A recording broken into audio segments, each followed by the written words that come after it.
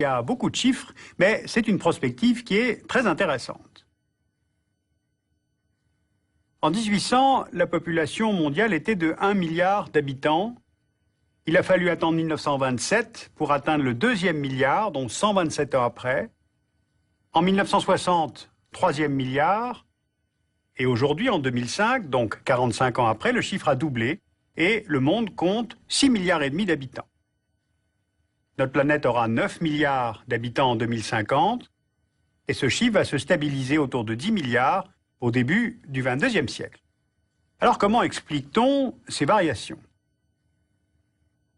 D'abord, cette très forte croissance de la population au XXe siècle s'explique par les progrès de la médecine et l'élévation générale du niveau de vie qui ont provoqué une baisse de la mortalité.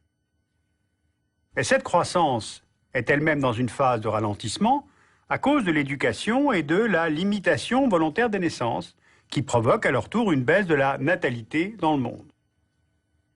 La première évolution à prévoir, on va avoir une autre répartition des populations sur la Terre d'ici 2050. Dans les pays dits développés, Amérique du Nord, Union européenne, Japon, Australie, la population va rester autour de 1 milliard. Seuls les États-Unis, qui sont au 3e rang en termes de population dans le monde, gardent une croissance démographique soutenue. Ils sont au niveau du seuil de renouvellement des générations avec 2,11 enfants par femme en 2003 et aussi parce que l'immigration est en augmentation régulière depuis les années 60.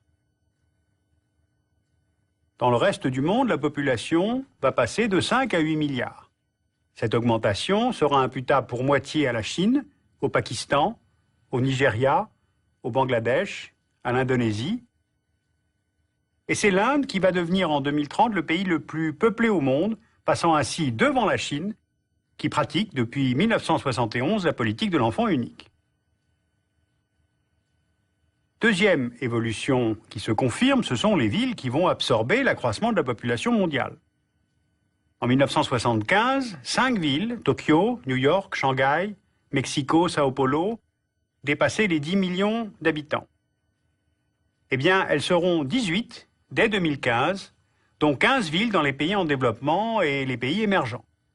Tokyo restera la plus grande agglomération du monde avec 27 millions d'habitants, suivi par Dhaka au Bangladesh, Mumbai et Delhi en Inde, Sao Paulo au Brésil et Mexico, qui toutes devraient avoir plus de 20 millions d'habitants. Donc, ceci dans 10 ans. Ce qui fait que 60% de la population mondiale vivra dans les villes vers 2030.